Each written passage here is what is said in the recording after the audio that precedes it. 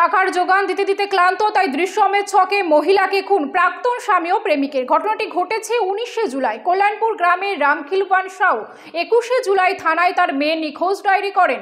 তদন্তে নেমে জঙ্গল থেকে মহিলার দেহ উদ্ধার হয়। ছত্তিশগড়ের কবিরধাম এলাকার ঘটনা। তদন্তে নেমে পুলিশ একাধিক চাঞ্চল্যকর তথ্য হাতে পেয়েছে। পুলিশ জানিয়েছে, এই খুনের ঘটনায় মৃতার প্রাক্তন স্বামী লুকেশ সাউ এবং প্রেমিক রাজারাম সাউ জড়িয়ে। তাদের দুজনকে গ্রেপ্তার করা হয়েছে। জেরার মুখে খুনের কথা স্বীকার করেন তারা। পাশাপাশি জানিয়েছেন খুন এবং খুনের পর দেহ লোপাট কিভাবে করবেন। অজয় দেবগন অভিনীত দৃশ্যম সিনেমা দেখেই পরিকল্পনা করেছিলেন। কবিরধামের অতিরিক্ত পুলিশ কমিশনার বিকাশ কুমার জানিয়েছেন, ঘটনাটি 19শে জুলাইয়ের।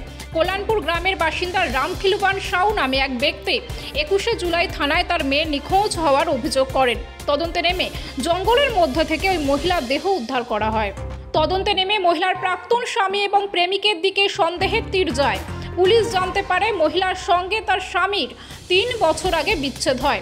সন্তানদের নিয়ে বাপের বাড়িতেই থাকতেন ওই মহিলা।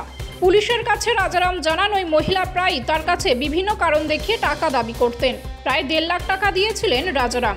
বারবার টাকা চাওয়ায় মানসিকভাবে বিপর্যস্ত হয়ে পড়েছিলেন বলে দাবি ধৃত প্রেমিকের। পুলিশ জানিয়েছে, রাজারাম এবং লুকেশ একে অপরকে চিনতেন। মহিলার হাত থেকে পরিত্রাণ পেতে খুন করার পরিকল্পনা করেন দুজনে মিলে। 1 মাস ধরে খুনের পরিকল্পনা করেছিলেন।